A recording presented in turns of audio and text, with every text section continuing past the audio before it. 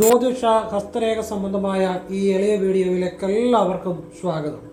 ഇന്ന് പറയാൻ പോകുന്നത് ഈ ഒരു വരി ഈ പറയുന്ന രീതിയിൽ ദീപത്തെ നോക്കി അഗ്നിയെ നോക്കി ഉരുവിട്ടാൽ ദുർദേവതകൾ, അതായത് നമ്മളിപ്പം പല വീടുകളിൽ പലയിടത്തും താമസിക്കുന്ന പലയിടത്തും പോകുന്നു, ഈ നല്ല ശക്തികളുമുണ്ട്, അല്ലാത്ത ദുർദേവതകളുമുണ്ട്. ദുർദേവതകൾ ആ നിമിഷം തന്നെ നിങ്ങളുടെ വീട്ടിലുണ്ടെങ്കിൽ വീട്ടിൽ നിന്ന് പടിക്ക് പുറത്തു പോകും. ഈ ഒരു വരി ഉരുവിട്ടാൽ ഒരു ദുർദേവതകളോ ദുർശക്തികളോ ദുഷ്ടശക്തികളോ, ദുർദേവതകളെയാണ് ഉദ്ദേശിക്കുന്നത്, ഒന്നും നമ്മളെ ബാധിക്കത്തില്ല. ഇങ്ങനെയുള്ള ഒരു ദുർദേവതകളുടെ സ്വാധീനം നമ്മളിൽ നിന്ന് വിട്ടുപോയി, അല്ലെങ്കിൽ നമ്മുടെ വീട്ടിൽ നിന്ന് പോയി കഴിയുമ്പോൾ തന്നെ നമ്മൾക്ക് വലിയ മാറ്റം ഉണ്ടാകും. കാരണം നമ്മൾ പലയിടത്തും സഞ്ചരിക്കുന്നവരാണ്, പല സ്ഥലങ്ങളിൽ സഞ്ചരിക്കുന്നവരാണ്, പലയിടത്തും പല നെഗറ്റീവ് എനർജികളും, അതായത് ഇപ്പോൾ പോസിറ്റീവ് എനർജി പോലെ തന്നെ ദുർദേവതകളും ഒക്കെ കാണും. അപ്പോൾ അത് നമ്മളെ സ്വാധീനിക്കുക. അത് നമ്മളിപ്പോൾ ഒരു വീട്ടിൽ താമസിക്കുന്നു, ആ വീട്ടിലും ചിലപ്പോൾ ഒരു നെഗറ്റീവ് ഇതുപോലെയുള്ള ദുർദേവതകളോ ഒക്കെ ചിലപ്പോൾ ഉണ്ടാകാം. ഇതൊക്കെ നമ്മളുടെ സൂക്ഷ്മ ശരീരത്തെ ബാധിക്കുന്നതാണ്. സൂക്ഷ്മ ശരീരത്തെ നമുക്ക് കണ്ണുകൊണ്ട് കാണാൻ സാധിക്കത്തില്ല, പക്ഷെ അങ്ങനെയുള്ള വീടുകളിലോ ഓഫീസിലോ എവിടെ ആണെങ്കിലും എന്നും അടിക്കടി കലഹങ്ങളും പ്രശ്നങ്ങളും ഉണ്ടായിക്കൊണ്ടിരിക്കും. അപ്പം അതിനുള്ള ഒരു വിദ്യയാണ് പറഞ്ഞു തരുന്നത്, ശിവവിദ്യ തന്നെയാണ്. ഇത് എങ്ങനെ ചെയ്യണം, എപ്പോൾ ചെയ്യണം എന്നുള്ളതെല്ലാം പറയുന്നുണ്ട്. അതോടൊപ്പം വീഡിയോ മുഴുവൻ കാണണം. കണ്ണാടി വീട്ടിൽ വെക്കുന്നതിൻ്റെ രഹസ്യത്തെക്കുറിച്ച് കഴിഞ്ഞ വീഡിയോയിൽ പറഞ്ഞിരുന്നു, പക്ഷേ അതിൻ്റെ അകത്ത് പറയാത്ത ചില രഹസ്യങ്ങളുണ്ട്, അതുകൂടെ ഞാൻ വിശദീകരിക്കുന്നുണ്ട്. വീഡിയോ മുഴുവൻ കാണാൻ ശ്രമിക്കുക കേട്ടോ, അത് വലിയ ഗുണം ചെയ്യും. ആ രഹസ്യം കൂടെ അറിയുമ്പം, അത് കഴിഞ്ഞ വീഡിയോ പറയാൻ പറ്റിയില്ല, അതുകൂടെ പറയുന്നുണ്ട്. വീഡിയോ മുഴുവൻ കാണാൻ ശ്രമിക്കുക, അവസാനം വരെ കാണണം, എങ്കിലേ അതറിയാൻ പറ്റത്തുള്ളൂ. മിസ്സ് ചെയ്യരുത്, അത് നിങ്ങൾ കാണാതെ പോകരുത്, അതുകൊണ്ട് പറഞ്ഞാൽ വീഡിയോ മുഴുവൻ കാണാൻ ശ്രമിക്കുക. നിങ്ങൾക്ക് വീഡിയോ ഇഷ്ടപ്പെട്ടെങ്കിൽ സബ്സ്ക്രൈബ് ചെയ്യുക, ലൈക്ക് ചെയ്യുക, നല്ല നല്ല ആളുകളിലേക്ക് ഷെയർ ചെയ്യുക. അതോടെ ബെൽ ബട്ടൺ കൂടി ക്ലിക്ക് ചെയ്താൽ പുതിയ പുതിയ വീഡിയോകൾ നിങ്ങളിലേക്ക് എത്താൻ വേണ്ടി അത് ഉപകരിക്കും. ഇനിയും നേരിട്ട് കൺസൾട്ടിംഗ് ഇല്ല, വാട്സപ്പ് വഴി മാത്രമേ ഉള്ളൂ. നിങ്ങൾ ചെയ്യാമെങ്കിൽ ഹസ്തരേഖ, സംഖ്യാ, ജ്യോതിഷം, ഗ്രഹനില ഒക്കെയാണ് ചെയ്യുന്നത്. വാട്സപ്പിൽ ഇടുക, ഫ്രീ ആകുമ്പോൾ റിപ്ലൈ തരും.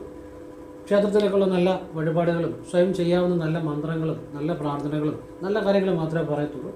അതൊക്കെ കേട്ടിട്ട് ആവശ്യമുണ്ടെങ്കിൽ ചെയ്യുക, അല്ലെ ചെയ്യാതിരിക്കുക. എല്ലാവർക്കും വാട്സപ്പ് റിപ്ലൈ കൊടുക്കാൻ പറ്റത്തില്ല, പറ്റുന്ന ആളുകൾക്കൊക്കെ കൊടുക്കും. അത് ഒരു മുൻഗണനാക്രമത്തിൽ ചെയ്യാൻ താല്പര്യമുള്ളവർക്ക് റിപ്ലൈ കൊടുത്തിട്ട് എങ്ങനെ ചെയ്യുന്നതൊക്കെ പറഞ്ഞു കൊടുക്കുക. അങ്ങനെയാണ് ചെയ്യുന്നത്. നേരിട്ട് വന്ന് നോക്കാൻ പറ്റത്തില്ല, കാരണം വാട്സപ്പിലെ വർക്ക് തന്നെ സമയത്തിന് തീരുന്നില്ല, ഫോൺ വിളിച്ചാലും കിട്ടത്തില്ല, മിക്കവാറും വർക്കിൽ തന്നെ ആയിരിക്കും. ഇത് ഓരോ വീഡിയോയിലും പറയുന്നത് പുതിയതായിട്ട് വീഡിയോ കാണുന്നവരുണ്ടായിരിക്കും, അതുകൊണ്ടാണ് പറയുന്നത്. അപ്പോൾ അങ്ങനെ മനസ്സിലാക്കുക. ഇനി വിഷയത്തിലേക്ക് വരികയാണ്. നമ്മൾ രാവിലെ എഴുന്നേറ്റ് നമ്മൾ ചൊല്ലുന്ന പ്രാർത്ഥനകളൊക്കെ ചൊല്ലിക്കഴിഞ്ഞ് കൈയും കാലും മുഖവും ഒന്ന് കഴുകിയിട്ട് കർപ്പൂരം കത്തിച്ച് പ്രാർത്ഥിക്കുമല്ലോ. ആ കൂട്ടത്തിൽ കർപ്പൂരനാളത്തെ നോക്കി ശിവയ നമ, ശിവായ എന്ന് നീട്ടില്ല, ശിവയ നമ കേട്ടോ, അങ്ങനെ മാത്രം ജപിക്കുക. ശിവായ നമ എന്നല്ല, ശിവയ നമ, വാ എന്നുള്ള നീട്ടില്ല, അതതിൻ്റെ രഹസ്യം. ശിവയ നമ, ഈ ഒരൊറ്റ മന്ത്രം ജപിച്ചാൽ മതി. കർപ്പൂരനാളത്തെ നോക്കി ജപിക്കണം. ഇതൊരു 9 തവണ ജപിക്കണം, അല്ലെ ഒരു മിനിറ്റ് ജപിക്കണം, അല്ലെ ഒരു 3 തവണ ജപിച്ചാലും മതി. ജപിക്കുന്ന സമയം നിങ്ങളുടെ മുഴുവൻ ശ്രദ്ധയും മുഴുവൻ ബോധവും മുഴുവൻ മനസ്സും ആ കർപ്പൂരനാളം ദേവിയാണ്, ശക്തിയാണ് എന്ന് ഉറപ്പിച്ച് ആ കർപ്പൂരനാളത്തെ നോക്കി ഈ മന്ത്രം ഉരുവിടണം. ശിവയ നമ, ശിവായ നമയല്ല, ശിവയ നമ, ദീർഘമില്ല, നീട്ടില്ല, അത് പ്രത്യേകം ശ്രദ്ധിക്കണം. അത് പറയുന്ന അതുപോലെ ചെയ്യണം. ശിവയ നമ. ഇതിങ്ങനെ കൈയും കാലും മുഖവും കഴുകിയിട്ട് ചെയ്യണം. ഒരു 3 തവണ ജപിച്ചാൽ പോലും ഫലം ഉണ്ടാകും. നിങ്ങളുടെ ആ സമയം നിങ്ങളുടെ മുഴുവൻ ചിന്തയും മുഴുവൻ മനസ്സും മുഴുവൻ ബോധവും എല്ലാം ആ കർപ്പൂരനാളത്തെ വരണം. ആ കർപ്പൂരനാളം ദേവിയാണെന്ന് ചിന്തിച്ചുറപ്പിച്ച് വേണം ഈ മന്ത്രം നോക്കി ജപിക്കാൻ. ഈ ഇടതുകാലം മുന്നോട്ട് വെച്ച് ഇടതുകൈ നെഞ്ചോട് ചേർത്ത് പിടിച്ച് ജപിച്ചാൽ പെട്ടെന്ന് ഫലം ലഭിക്കും. ഇത് രാവിലെ ജപിക്കാം, സന്ധ്യയ്ക്കും ജപിക്കാം. കിഴക്കോട്ട് തിരിഞ്ഞു നിന്നാണ് വൈകിട്ടും ജപിക്കേണ്ടത്, രാവിലെയും ജപിക്കേണ്ടത്. ഇത് നിങ്ങൾക്ക് വീട്ടിൽ ചെയ്യാം, നിങ്ങൾക്ക് ഓഫീസുണ്ട് അവിടെ ചെയ്യാം, എവിടെ വേണേലും ചെയ്യാം. ഇത് അത്ഭുതകരമായ ഒരു രഹസ്യ മന്ത്രമാണ്. ശിവയ നമ. ഒരു ദുർദേവതയും ഈ മന്ത്രം ജപിക്കുന്ന വീട്ടിലോ ജപിക്കുന്ന ആളെയോ ഒരിക്കലും ബാധിക്കുകയില്ല. അതായത് ഓടി ഒളിക്കും, വളരെ ദൂരെ നിങ്ങളിൽ നിന്ന് വിട്ടിട്ട് പോകും, ഒരു തരത്തിൽ നിങ്ങളെ. അപ്പോൾ ഇതുപോലെയുള്ള നമ്മൾക്കിപ്പം നമുക്ക് നമ്മുടെ കണ്ണുകൾക്ക് കാണാൻ പറ്റത്തില്ലെങ്കിലും ചില പ്രപഞ്ചത്തിൽ ചില അദൃശ്യമായ ഒരുപാട് ശക്തികളുണ്ട്. അത് നല്ലതുമുണ്ട് അല്ലാത്തതുമുണ്ട്. അപ്പം അത് മോശമായിട്ടുള്ള അല്ലെ ഒരു ദുർദേവതകൾക്കൊക്കെ നമ്മളെ സ്വാധീനിക്കാൻ ചിലപ്പോൾ സാധിക്കും. പ്രത്യേകിച്ച് ദോഷ സമയങ്ങളിൽ കണ്ടകശനി, ഏഴരശനി, ജന്മശനി, അഷ്ടമശനി, ദശാസന്ധി ദോഷങ്ങൾ, ഇങ്ങനെ നമ്മുടെ മനസ്സ് തകർന്നിരിക്കുന്ന അവസ്ഥയിലാണ് കൂടുതലും ഇതുപോലെയുള്ള അദൃശ്യ ശക്തികൾക്ക് നമ്മളെ സ്വാധീനിക്കാൻ പറ്റുന്നത്. അങ്ങനെ സ്വാധീനിക്കുമ്പോഴാണ് നമുക്കൊന്നും ചെയ്യാൻ തോന്നത്തില്ല, ഒന്നും പറയാൻ തോന്നത്തില്ല, നമ്മുടെ ബുദ്ധി സ്റ്റക്കായിട്ട് പോകും. നമുക്കൊന്നും ചെയ്യണമെന്നില്ല, കാരണം നമ്മുടെ ബുദ്ധി വേണ്ട രീതിയിൽ പ്രവർത്തിക്കത്തില്ല. അപ്പം കർപ്പൂര നാളത്തെ നോക്കി ഈ ഒരു വിദ്യ ചെയ്താൽ ഒരു ദുഷ്ടശക്തികളും ദുർദേവതകളും ആ വീട്ടിലോ ആ സ്ഥാപനത്തിലോ ചെയ്യുന്ന ആളുടെ 7 അയൽപക്കത്ത് പോലും വരത്തില്ല എന്നുള്ളതാണ്. അത്ര അത്ഭുത ശക്തിയുള്ളൊരു വിദ്യയാണിത്. ഇത് നിത്യേന ചെയ്യാം. ഈ മന്ത്രം ചെറിയ കാര്യമൊന്നുമല്ല. ശിവയ നമ. ഈ മന്ത്രത്തിന് മുന്നിൽ ഒരു ദുഷ്ടശക്തിയും ദുർദേവതകളും പിടിച്ചു വയ്ക്കത്തില്ല. ശിവയ നമ, ദേവിയെ തന്നെയാണ് കേട്ടോ. അപ്പം ഏറ്റവും പവർഫുള്ളായിട്ടുള്ള കാര്യം പറഞ്ഞായിരുന്നു, ഇത് നിത്യേന ജപിക്കുക, നിത്യേന രാവിലെ സന്ധ്യയ്ക്കും ചെയ്യുക, കർപ്പൂരം കത്തിച്ച് തന്നെ ചെയ്യണം. അപ്പം ഇത് ഈ വിധമാണ് ചെയ്യേണ്ടത്. ജീവിതത്തിൽ സകല ഐശ്വര്യങ്ങളും ധനവും സമ്പത്തും അഭിവൃദ്ധിയും ഇതൊക്കെ നമ്മളെ ബാധിച്ചിരിക്കുന്ന ആ ഒരു ദോഷമായ കാര്യങ്ങൾ ഒക്കെ മാറിപ്പോകുമ്പോഴെല്ലാം നല്ല കാര്യങ്ങൾ ജീവിതത്തിൽ സംഭവിക്കാൻ തുടങ്ങും. അപ്പോഴാണ് ശരിക്കും നമ്മുടെ ബുദ്ധി തെളിയുന്നത്, നമ്മൾ ചെയ്തതിൽ വിജയിക്കുന്നത്, നമ്മുടെ വീട്ടിൽ സന്തോഷം ഉണ്ടാകുന്നത്, കുടുംബത്തിൽ ഐശ്വര്യം ഉണ്ടാകുന്നത് ഒക്കെ അപ്പോഴാണ്. അപ്പോൾ ഇത് ഇങ്ങനെ ചെയ്യുക, ദിവസവും രാവിലെ സന്ധ്യയ്ക്കും ആവർത്തിക്കണം. ഇനിയും ഈ കണ്ണാടിയുടെ ഒരു രഹസ്യം പറഞ്ഞുതരാം. ഇന്നലത്തെ വീഡിയോക്കകത്ത് പറഞ്ഞിരുന്നു, പക്ഷേ അത് പറയാൻ പറ്റിയില്ല, രഹസ്യം മറന്നുപോയി. അപ്പോൾ അതുകൊണ്ട് ഇന്ന് പറഞ്ഞുതരാം. അതുകൂടെ നിങ്ങൾ ചെയ്യുവാണെങ്കിൽ നല്ലതാണ്. വീട്ടിൽ കലഹങ്ങൾ മാറും, സമ്പത്ത് വരും, ഐശ്വര്യമുണ്ടാകും. അപ്പോൾ ഈ കണ്ണാടി വയ്ക്കുന്നത് ആ വീഡിയോക്കകത്തുണ്ട്, എങ്കിലും ഞാൻ ഒന്നുകൂടെ പറഞ്ഞുതരാം. നമ്മൾ കയറുമ്പോൾ പ്രധാന വാതിലിന് മുകളിൽ, വെളിയിൽ, വീടിന് വെളിയിൽ, പിന്നെ സിറ്റൗട്ടിൽ വെക്കാം, പിന്നെ ഡൈനിങ് ഹാളിൽ കണ്ണാടി വെക്കാം, പൂജാമുറി കണ്ണാടി വെക്കാം, ചതുര കണ്ണാടി, പൂജാമുറി വട്ടക്കണ്ണാടി ആണെങ്കിലും കുഴപ്പമില്ല, ബാക്കിയെല്ലാം ചതുര കണ്ണാടി തന്നെ വെക്കണം കേട്ടോ. ഒരാൾ സംശയം കൂടെ ചോദിച്ചു. ഇനി കണ്ണാടി വെച്ചു കഴിഞ്ഞാലും നമ്മൾ ശിവനും ഭദ്രകാളിക്കും ഒക്കെ ചില വഴിപാടുകളും ചില മന്ത്രങ്ങളും ചെല്ലേണ്ടതായിട്ടുണ്ട്. അത് ഇതിനു മുമ്പുള്ള വീഡിയോയിലുണ്ട്. ഒരു വസ്തു വീട്ടിൽ വെച്ചാൽ ശത്രുദോഷം, ഒരു വസ്തു വീട്ടിൽ വെച്ച് കഴിഞ്ഞാൽ ശത്രുദോഷം ഏൽക്കില്ല, ശത്രുദോഷം തിരിച്ചു പായും എന്നതിൻ്റെ ക്യാപ്ഷൻ.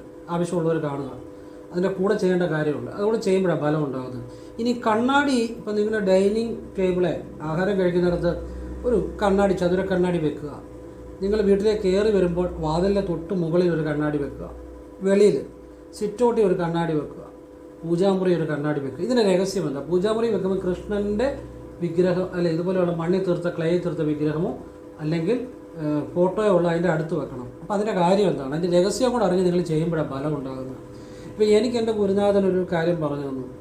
അതിൻ്റെ ഒരു രഹസ്യങ്ങൾ എൻ്റെ ഗുരു എനിക്ക് പറഞ്ഞു തരുമ്പോഴാണ് എനിക്കത് പ്രയോജനപ്പെടുന്നത്. അല്ലാതെ ചെയ്യുന്നേക്കാൾ അത് അറിഞ്ഞു കഴിയുമ്പോൾ കൂടുതൽ ഫലം ഉണ്ടാകും. ഈ കണ്ണാടി വെച്ചാണ് ഇത്ര മാറ്റം ഉണ്ടാകുന്നത്.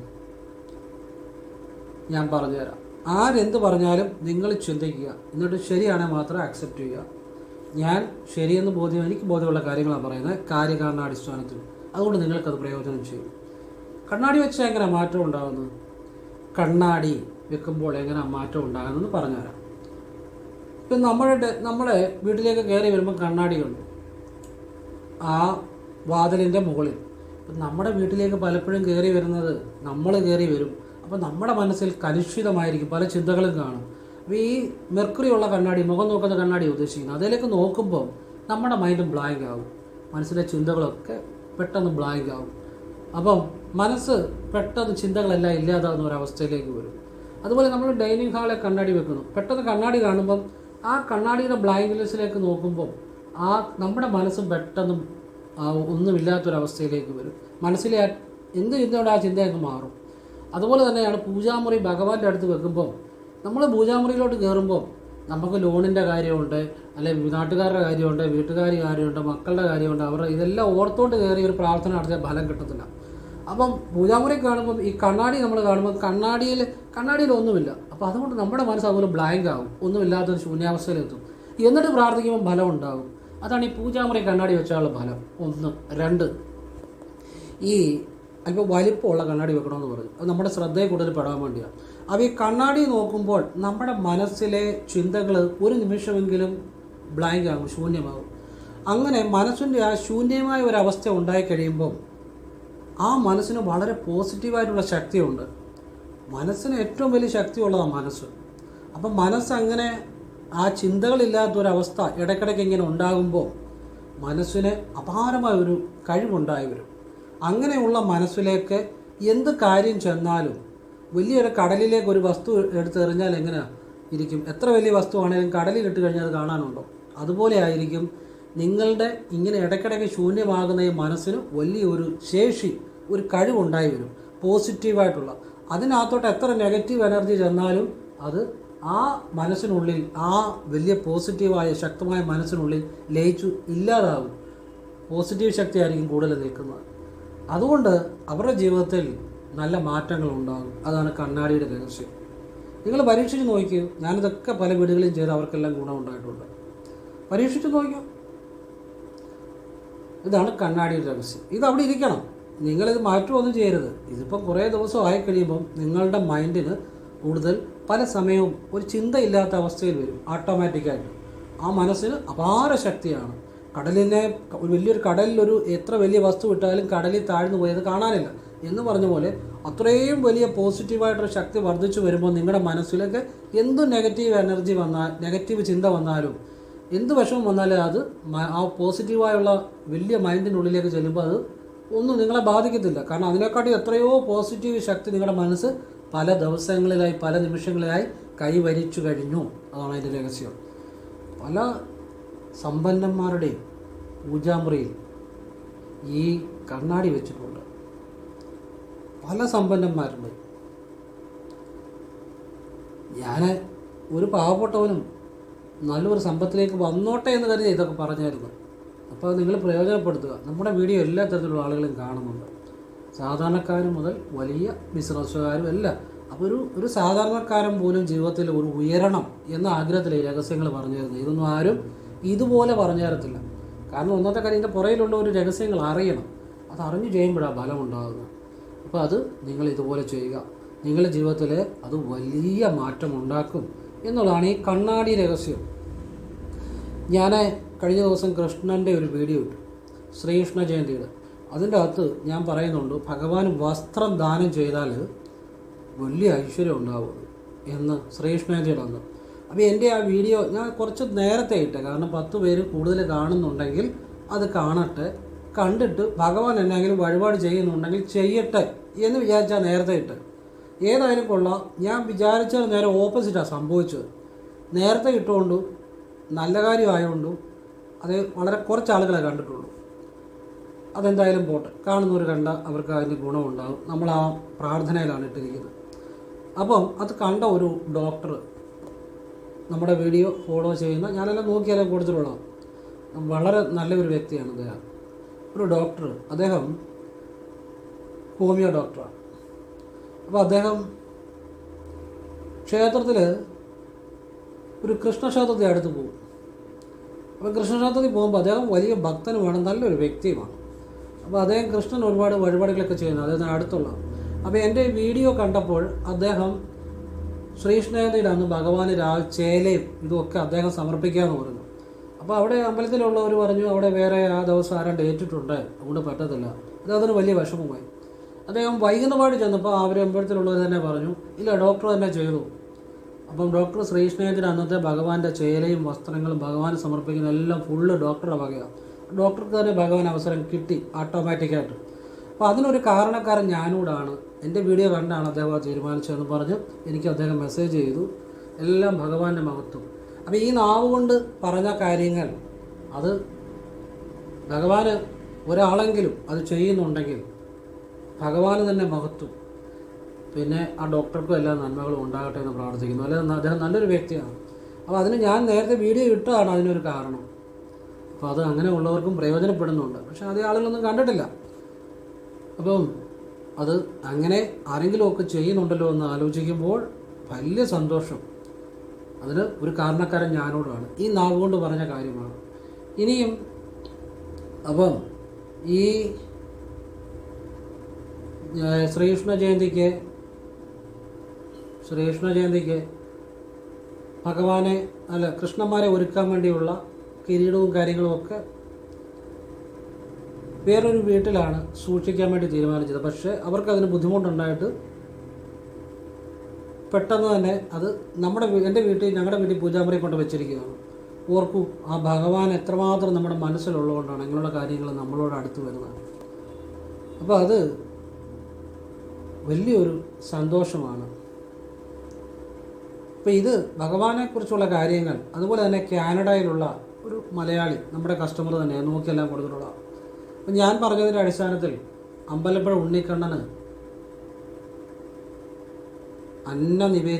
അന്നദാനം വഴിപാട് ചെയ്തു. അപ്പോൾ അതിനും ഒരു കാരണം ഈ നാവിൽ നിന്ന് വന്ന കാര്യമാണ്. അതെല്ലാം ഭഗവാന്റെ മഹത്വമാണ്. അവർക്കൊക്കെ ഈശ്വരൻ എത്രയോ ഇരട്ടി ഐശ്വര്യങ്ങൾ ഭഗവാൻ കൊടുക്കും. നമുക്ക് സന്തോഷം. ഭഗവാന്റെ എല്ലാ അനുഗ്രഹങ്ങളും അവർക്കെല്ലാം ഉണ്ടാകട്ടെ. ഇങ്ങനെയുള്ള ഈ നല്ല കാര്യങ്ങളാണ് നമ്മളെപ്പോഴും പറയുന്നത്. അതെല്ലാവരുടെയും ജീവിതത്തിൽ മാറ്റമുണ്ടാകുന്ന കാര്യങ്ങളാണ്. ഇത്തരം കാര്യങ്ങളെ അറിയുക, അതിനുവേണ്ടി സമയം ചെലവഴിക്കുക. ജീവിതത്തിൽ നന്മകൾ മാത്രമേ ഉണ്ടാകത്തുള്ളൂ. അപ്പോൾ അതൊക്കെ നിങ്ങൾ മനസ്സിലാക്കുക. ഈ പറഞ്ഞ കാര്യങ്ങളൊക്കെ ചെയ്യുക. ജീവിതത്തിൽ എല്ലാ ഐശ്വര്യങ്ങളും ഉണ്ടാകും. നിങ്ങൾക്ക് വീട്ടിലാണെങ്കിലും ഓഫീസിലാണെങ്കിലും കണ്ണാടി വെക്കുന്നതല്ല കേട്ടോ. ഇപ്പം നിങ്ങളുടെ ഓഫീസിൽ എപ്പോഴും വഴക്കാണ്, അല്ലെ കസ്റ്റമർ വന്ന പ്രശ്നമാണ്, നിങ്ങളുടെ ആ ഓഫീസിലോട്ട് കയറി വരുന്നിടത്തും നിങ്ങളുടെ ഇരുന്ന് സംസാരിക്കുന്നിടത്തും അല്ലെ മേശയുടെ പുറത്തുമൊക്കെ ഒരു കണ്ണാടി സ്ഥാപിച്ച് നോക്കിക്കേ. ചതുരക്കണ്ണാടി ആയിരിക്കണം കേട്ടോ. വലിയ മാറ്റം വരും, അത്ഭുതകരമായിട്ട് മാറും. ഇങ്ങനെ എത്രയോ വീടുകളിൽ എത്രയോ അനുഭവങ്ങൾ എത്രയോ വർഷങ്ങളായി ഉണ്ടായിക്കൊണ്ടിരിക്കും. അപ്പോൾ ഇതൊക്കെ ലളിതമായ കാര്യങ്ങളാണ്. ഇതിനൊന്നും നിങ്ങൾ എൻ്റെ പുറകെ നടക്കാനോ ഇതൊന്നും ഞാൻ പറയുന്നില്ല. സത്യമായ നിങ്ങളുടെ ജീവിതം മാറ്റുന്ന, എനിക്ക് മറ്റു കാര്യങ്ങളും പറയാം, പക്ഷേ അതല്ല. നമുക്കൊരു സന്തോഷമാണ് ഓരോരുത്തരുടെ ജീവിതത്തിൽ പുതിയ മാറ്റങ്ങൾ, പുതിയ ഉയർച്ചകൾ ഒക്കെ ഉണ്ടാകുമ്പോഴും സന്തോഷം, സമാധാനം, സമ്പത്ത്, ഐശ്വര്യം ഒക്കെ കടന്നു വരുമ്പോഴും എനിക്ക് വളരെ സന്തോഷമാണ്. അതുപോലെ മദ്യപാന, ലഹരി ഇതൊക്കെ ഉപയോഗിക്കുന്നവർക്ക് വെള്ളിയാഴ്ച അടുത്തുള്ള ശിവക്ഷേത്രത്തിൽ രാവിലെ, ഇപ്പോൾ ഭർത്താവാണ് മദ്യപാനമൊക്കെ കൊണ്ട് പ്രശ്നങ്ങളുണ്ടെങ്കിൽ, പ്രശ്നമില്ല, ആർക്കും ഒരു കുഴപ്പമില്ല, ചില കഴിച്ച് എവിടെയെങ്കിലും കിടക്കുകയാണ്, ശല്യമൊന്നും കുടിച്ചിട്ട് നാട്ടുകാർക്കും വീട്ടുകാർക്കും പ്രശ്നം ഉണ്ടാക്കുമെന്നുണ്ടെങ്കിൽ ശിവന് ഭർത്താവിൻ്റെ പേര് വെള്ളിയാഴ്ച രാവിലെ ജലധാര, മൃത്യുഞ്ജയ അർച്ചന, കൂവളത്തിലെ അർച്ചന, വൈകുന്നപാട് ഒരു മൃത്യുഞ്ജയ അർച്ചന നടത്തുക, ഒരു നെയ്വിളക്കൂടെ സമർപ്പിക്കുക. ഇനി നെയ്വിളക്ക് പറ്റിയില്ലെങ്കിലും മൃത്യുഞ്ജയാർച്ചനയാണെങ്കിലും വൈകുന്നപാടുകൂടെ ചെയ്യാം. ഇത് വെള്ളിയാഴ്ച ചെയ്യാം, ശനിയാഴ്ച ചെയ്യാം, പിന്നെ ഏത് ദിവസം വേണമെങ്കിലും ചെയ്യാം. നിങ്ങൾക്ക് അത്യാവശ്യമുള്ള അവരുടെ സ്വഭാവത്തിൽ മാറ്റമുണ്ടാകും. അവർ കുടി നിർത്തിയവരുണ്ട്, ഞാൻ പറഞ്ഞു ചെയ്ത. ഒന്ന് ആലോചിച്ച് നോക്കൂ, അങ്ങനെ എത്ര കുടുംബങ്ങൾ രക്ഷപ്പെട്ടിട്ടുണ്ടെന്ന് പറയും. ചിലരെ ഒന്നും ഉപദേശിച്ചിട്ട് കാര്യമില്ല. അവർക്ക് ആ ഈശ്വരാധീനം ഉണ്ടാകുമ്പോഴേ അവരുടെ ജീവിതത്തിൽ അവർ നല്ല സ്വഭാവമുള്ളവരായി അവരുടെ ജീവിതത്തിൽ സകല സമ്പത്തും ഐശ്വര്യം ഭഗവാൻ കൊടുക്കും. പിന്നെ അവരുടെ പേരിൽ പക്കനാളിന് ശിവനൊരു പാൽപ്പായസം, ഭാഗ്യസൂക്ത പുഷ്പാഞ്ജലി, മൃത്യുഞ്ജയ അർച്ചനയും കൂടെ രാവിലെ ചെയ്യുക. അതും ആവർത്തിച്ച് അവർക്ക് ഏറ്റവും ശ്രേഷ്ഠമായ ഒരു നെയ്വിളക്കൂടെ കൊടുക്കുക. പക്കനാളിലെന്ന് വൈകിട്ട് ഏറ്റവും ശ്രേഷ്ഠമായ അനുഭവങ്ങൾ ഉണ്ടാകും. ശനിയാഴ്ചകൾ വൈകിട്ട് പ്രത്യേകമായിട്ടൊരു നെയ്വിളക്ക് അവർക്ക് വേണ്ടി പ്രാർത്ഥിച്ച് അവരുടെ ജീവിതത്തിൽ എല്ലാ ഉയർച്ചകളും ഉണ്ടാകും. ക്ഷേത്രത്തിൽ കിട്ടുന്ന 15-20 രൂപയുടെ നെയ്വിളക്ക്. ഇതൊക്കെ ഞാൻ ഈ ഇടയ്ക്കിടയ്ക്ക് ഞാൻ ഇടയ്ക്ക് പറയുന്നതിൻ്റെ കാര്യം, ഇപ്പോൾ എല്ലാ വീഡിയോ എല്ലാവരും കാണത്തില്ല. നിരവധി കുടുംബങ്ങളിലെ ഒരു പ്രശ്നം, ഇപ്പം നമ്മുടെ നാട്ടിൻപുറത്തൊക്കെ ആര് പരസ്പരം കണ്ടാലും ചോദിക്കുന്ന ഒരു ചോദ്യം, ഓണമായാലും ക്രിസ്മസ് ആയാലും ഉത്സവമായാലും എങ്ങനെയാണ് നമുക്കൊന്ന് കൂടണ്ടേ, വെള്ളം അടിക്കണ്ടേ എന്നാണ് ഉദ്ദേശിക്കുന്നത്. അതൊരു ആചാരം പോലാണിപ്പോൾ. ആരെപ്പം കണ്ടാലും ചോദിക്കുന്ന ഒരു സാധാരണ ഒരു ചോദ്യമാണ്, നമുക്കൊന്ന് കൂടണ്ടേ, അല്ലെങ്കിൽ നമുക്കൊന്ന് വെള്ളം അടിക്കണ്ടേ എന്ന് വെച്ചാൽ അത് എല്ലാവരും അതൊരു ആചാരമായിട്ടോ ഏതോ നിർബന്ധമായിട്ട് ചെയ്യേണ്ട കാര്യമായിട്ടോ അത് ചെയ്യാത്തൊരു മോശക്കാരായിട്ടോ ഒക്കെ ഇങ്ങനെ ധരിച്ചു വച്ചിരിക്കുന്ന തെറ്റായ ധാരണകളാണത്. ഇപ്പം വെള്ളവടിയുടെ ഒരു കാര്യം ശരീരത്തിന് അത് മോശം ചെയ്യും. 2, അത് ഒരു വ്യക്തിക്കല്ല, ഒരു വീടിനും ഒരു സമൂഹത്തിനോടാണ് ബുദ്ധിമുട്ടുണ്ടാക്കുന്നത്. ഒരു വ്യക്തിക്ക് മാത്രമല്ല, അങ്ങനെ ഒരു കാര്യമുണ്ട്. പിന്നത്തെ കാര്യം, ഇപ്പം വെള്ളവടി, ഇപ്പം ചിലരുണ്ട്, അവരുടെ അടുത്ത വീട്ടിലെ ഒരു പയ്യനുണ്ട്, അവനെ വിളിച്ചുകൊണ്ട് പോയി വെള്ളം മേടിച്ചു കൊടുക്കും, സ്വന്തം കയ്യിൽ നിന്ന് കാശിട്ട്. അപ്പോൾ ഈ വെള്ളം കുടിക്കുന്ന പയ്യൻ വിചാരിക്കുന്നത് ഇദ്ദേഹം സ്നേഹം കൊണ്ട്, സന്തോഷം കൊണ്ട്, അല്ലെങ്കിൽ ആ മകൻ ഞാനൂടെ ഈ ലഹരി അനുഭവിക്കണമെന്നുള്ള നല്ല ഒരു ചിന്താഗതി കൊണ്ട് ചെയ്യുന്നതാണ്. ഒരിക്കലും ലഹരി മേടിച്ചൊരു നല്ല കാര്യമല്ല, നല്ല ചിന്താഗതിയല്ല. ഇനി അത് അറിയണമെന്നുണ്ടെങ്കിൽ, അത് ഇദ്ദേഹം സ്നേഹത്തോടു കൂടിയാണ് ചെയ്യണമെന്ന് അറിയണമെന്നുണ്ടെങ്കിൽ, ഇദ്ദേഹത്തിൻ്റെ മോന് ഈ പയ്യൻ തന്നെ ഒരു മദ്യം മേടിച്ച് കൊടുത്താൽ ഇദ്ദേഹം ഈ മദ്യം മേടിച്ച് കൊടുക്കുന്നതിനെ തല്ലാൻ ചൊല്ലും. സ്വന്തം മോന് മേടിച്ച് കൊടുക്കുമ്പോൾ അത് നോവും. അപ്പം അതിൻ്റെ അർത്ഥം എന്താ? നിങ്ങൾക്ക് നല്ലതിന് വേണ്ടിയല്ല ചെയ്യുന്നത്. ഞാനൊരു ഉദാഹരണം പറഞ്ഞതേ ഉള്ളൂ മനസ്സിലാക്കാൻ വേണ്ടി. ആർക്കും രക്ഷപ്പെടുത്താനോ ഒന്നും വേണ്ടിയല്ല ആരും മേടിച്ചു കൊടുക്കുന്നത്. ഒന്നുകിൽ ആ കുടുംബം തകർക്കാൻ വേണ്ടി, അല്ലെങ്കിൽ ആ വ്യക്തിയെ തകർക്കാൻ വേണ്ടി, അല്ലെ ആ വ്യക്തിയുടെ ബുദ്ധി ബോധം കളയാൻ വേണ്ടി, ഇതിനു വേണ്ടിയാണ് മേടിച്ചു കൊടുക്കുന്നത്. അല്ലാതെ ഒരാൾ ഒരു ഫലം ഇച്ഛിക്കാതല്ല ചെയ്യുന്നത്. അവരതിന് കറക്റ്റ് റിസൾട്ട് ആഗ്രഹിച്ച് തന്നെയാണ് ചെയ്യുന്നത്. ആരുടെ ഉയർത്താനോ ഒന്നുമല്ല ചെയ്യുന്നത്. അപ്പോൾ ഇത്തരം കാര്യങ്ങൾ ഇപ്പോൾ ഒരു വ്യക്തിയോട് ഉപദേശിച്ചാലോ പറഞ്ഞു കൊടുത്താലോ മനസ്സിലാകത്തില്ല. കാരണം ഒരു പൊട്ടക്കിണറ്റിനകത്ത് കിടക്കുന്ന ഒരാൾ ഇപ്പോൾ അല്ലെ ഒരു ആ പൊട്ടക്കിണറ്റിനകത്ത് കിടക്കുന്ന ഒരു തവള ആയിക്കോട്ടെ, അതിന് ആ ലോകമേ അറിയത്തുള്ളൂ, അതിനപ്പുറത്തുള്ള ലോകം അറിയത്തില്ല. എന്ന് വെച്ചാൽ അവരാ ലഹരിക്കുള്ളിൽ അല്ലെ ഒരു ബോധമില്ലാത്ത അവസ്ഥ നിൽക്കുന്നവരോട് ഉപദേശിച്ചിട്ട് കാര്യമില്ല. നമുക്ക് ഈശ്വരനോട് പ്രാർത്ഥിക്കുക, വഴിപാടുകൾ ചെയ്യുക, അവർക്ക് വേണ്ടിയുള്ള നല്ല പ്രാർത്ഥനകളെ തീർച്ചയായിട്ടും ഫലം ചെയ്യും. ഞാൻ ഈ പറയുന്ന കാര്യങ്ങളൊക്കെ ചെയ്ത് ഒരുപാട് ആളുകൾ കൂടി നിർത്തിയിട്ടുണ്ട്. അവർ നല്ല ആളുകളായിട്ടുണ്ട്. മദ്യപാനം വളരെയധികം കുറച്ചിട്ടുണ്ട്. വീടുകളിൽ സമാധാനം ഉണ്ടായിട്ടുണ്ട്.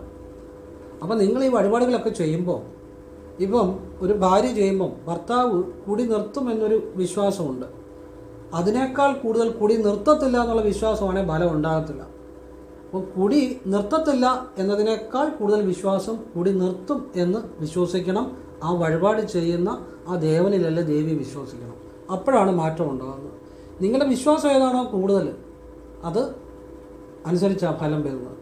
അപ്പം നിങ്ങൾ ആ വ്യക്തി ഒരിക്കലും നന്നാകത്തില്ല എന്ന വിശ്വാസമാണ് നിങ്ങൾക്ക് കൂടുതലെങ്കിൽ ഒന്നും ചെയ്തിട്ട് കാര്യമില്ല.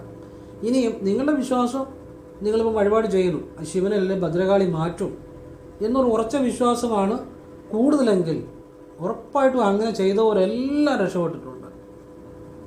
ഒരുപാട് അനുഭവം. ഇത് നിങ്ങളുടെ കയ്യിലായിരിക്കുന്നത്. നിങ്ങൾ എത്ര വിശ്വാസത്തോടെ ചെയ്യുന്നു, എത്ര വിശ്വാസത്തോടെ പ്രാർത്ഥിക്കുന്നു, എത്ര വിശ്വാസത്തോടെ നിങ്ങൾ ആ കാര്യം വിശ്വസിക്കുന്നു, അങ്ങനെയുള്ള കുടുംബങ്ങളെല്ലാം സന്തോഷം ഉണ്ടായിട്ടുണ്ട്. അപ്പോൾ ഇത് എല്ലാവരും ഒരു ഗുണത്തിന് വേണ്ടി ഞാൻ പറഞ്ഞതാണ്, മനസ്സിലാക്കുക. എല്ലാ വീടുകളിലും സമാധാനം, സമ്പത്ത്, ഐശ്വര്യം എല്ലാം ഉണ്ടാകട്ടെ.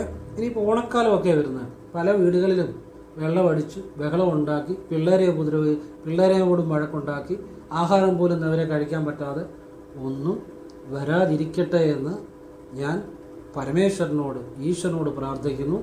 എല്ലാ വീടുകളിലും സന്തോഷം, സമാധാനം, സമ്പത്ത്, ഐശ്വര്യം, ഭാര്യയും ഭർത്താവും വീട്ടുകാരും എല്ലാം ചേർന്ന് ഭക്ഷണം കഴിക്കുവാനും ഒക്കെ ആ സർവേശ്വരൻ എല്ലാവർക്കും വരുത്തട്ടെ എന്ന് ഞാൻ ഈ സർവേശ്വരനോട് അപേക്ഷിക്കുന്നു.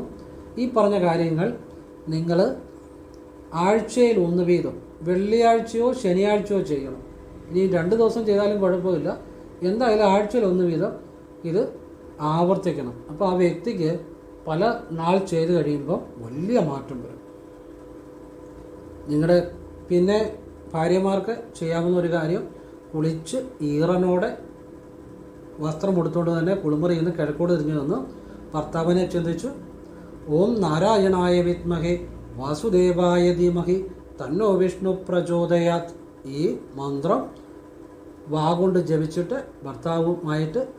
ഭർത്താവ് നല്ല ഒരു സ്വഭാവത്തിലേക്ക് വരണം, ഐക്യമുണ്ടാകണം, കുടുംബസന്തോഷം ഉണ്ടാകണം, ദീർഘായുസും ദീർഘദാമ്പത്യം കൂടി ഒരു ജീവിതം തരണേ ഭഗവാനെ എന്ന് പ്രാർത്ഥിച്ചിട്ട് പെട്ടെന്ന് തല തോർത്തുക. പിന്നെ അതിനെക്കുറിച്ച് ചിന്തിക്കേണ്ട, വലുതുകാലം വെച്ച് കുളിമുറിയിൽ നിറങ്ങാം. ഇത് രാവിലെ ചെയ്യാം.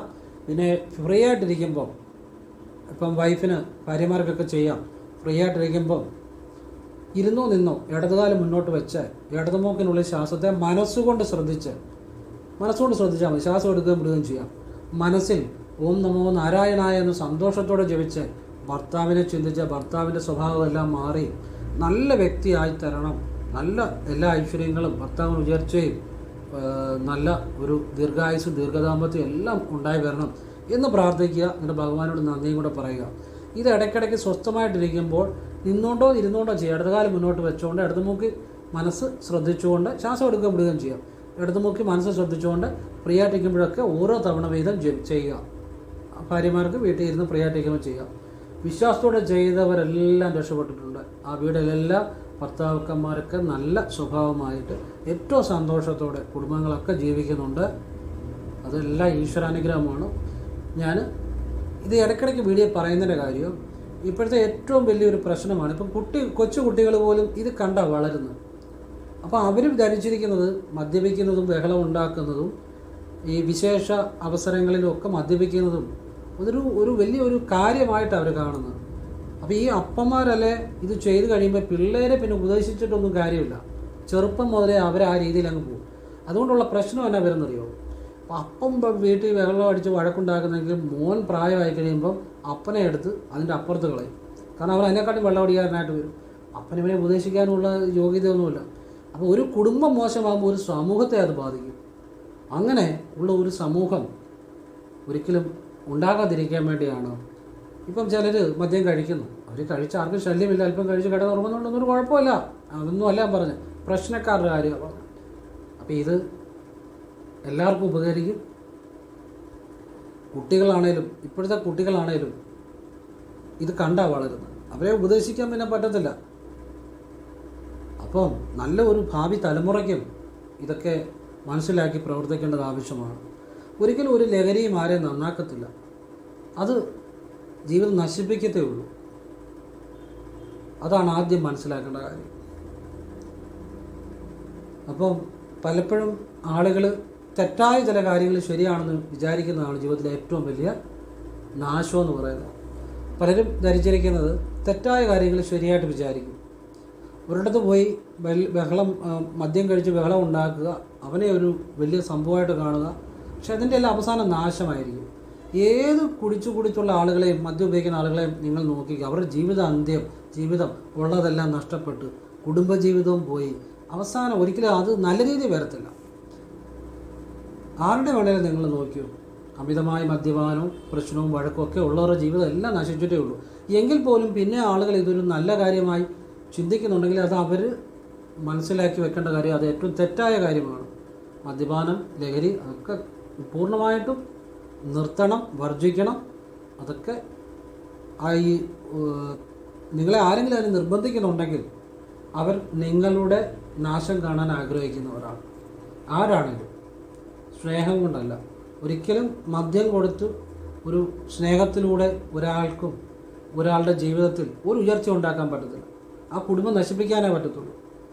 അപ്പോൾ അത് നിങ്ങൾ മനസ്സിലാക്കണം. ഈശ്വരനെ കൂടെ പ്രാർത്ഥിക്കുക. ലഹരി, മദ്യം അതുപോലുള്ള കാര്യങ്ങൾ പൂർണ്ണമായിട്ടും ഉപേക്ഷിക്കുക. ഈശ്വരനെ നല്ല കാര്യങ്ങൾ ചെയ്യുക. എല്ലാവർക്കും ഒരവസരമായി ജീവിതം, ഒറ്റ അവസരമായി ജീവിതം. അത് നന്നാകാനുള്ളതാണേലും കൊള്ള എന്തിനുള്ള ഒരവസരമായി ജീവിതം. ആ ജീവിതം നമ്മുടെ കയ്യിലല്ല. നമ്മളൊക്കെ എത്ര നാൾ ജീവിച്ചിരിക്കുമെന്ന് ഒന്നും പറയാൻ പറ്റില്ല. ഇപ്പോഴത്തെ ഭക്ഷണക്രമങ്ങളെ, ഭക്ഷണത്തിലെ മായം, പരിസ്ഥിതിയിലെ മായം, ഇതുകൊണ്ടൊക്കെ ആയുസ് വളരെ കുറഞ്ഞിട്ടുണ്ട്. അപ്പോൾ ജീവിച്ചിരിക്കുന്ന കുറച്ച് നാൾ കുടുംബമായിട്ട് സന്തോഷത്തോടെ ആ ജീവിതത്തെ അനുഭവിച്ച് ജീവിക്കുക. ആവശ്യമില്ലാത്തതെല്ലാം ചെയ്ത് ശരീരവും കളഞ്ഞ് മനസ്സും കളഞ്ഞ് ജീവിതവും കളഞ്ഞ് ജീവിതം നമ്മളായിട്ട് നശിപ്പിക്കരുത്. അതിനുവേണ്ടിയാണ് ഇതുപോലുള്ള നല്ല കാര്യങ്ങൾ പറഞ്ഞു തരുന്നത്. എൻ്റെ അഭിപ്രായങ്ങളും ആണ് പറഞ്ഞു തരുന്നത്. നിങ്ങൾക്ക് ഇഷ്ടമുണ്ടെങ്കിൽ സ്വീകരിക്കാതെ തള്ളിക്കളയാം. അതിനുള്ള സ്വാതന്ത്ര്യം നിങ്ങൾക്കുമുണ്ട്. എല്ലാവരും ഈശ്വരൻ അനുഗ്രഹിക്കട്ടെ. ഓരോ കുടുംബവും ഒരു ഈശ്വരീയമായ അനുഗ്രഹമാണ്. കാരണം കുടുംബം ഇല്ലാത്തവർക്ക് അതിൻ്റെ ബുദ്ധിമുട്ട് അറിയത്തുള്ളൂ. അല്ലെങ്കിൽ ഒരു മദ്യപിച്ച് എല്ലാം നഷ്ടപ്പെട്ടവർക്കേ അതിൻ്റെ ബുദ്ധിമുട്ട് അറിയത്തുള്ളൂ. അത് നശിച്ചുകൊണ്ടിരിക്കുന്നതിനൊരിക്കലും ആ നശിച്ച് കഴിഞ്ഞാലുള്ള അവൻ്റെ അവസ്ഥ അറിയത്തില്ല. നശിച്ചുകൊണ്ടിരിക്കുന്നവനൊരിക്കലും അവൻ അറിയുന്നില്ല നശിച്ചുകൊണ്ടിരിക്കുകയാണ്. നശിച്ചു കഴിഞ്ഞാൽ പിന്നെ അത് അറിഞ്ഞിട്ടും കാര്യമില്ല. അതാണ് ഈ നശിച്ചുകൊണ്ടിരിക്കുന്നതിൻ്റെ ഒരു കുഴപ്പം.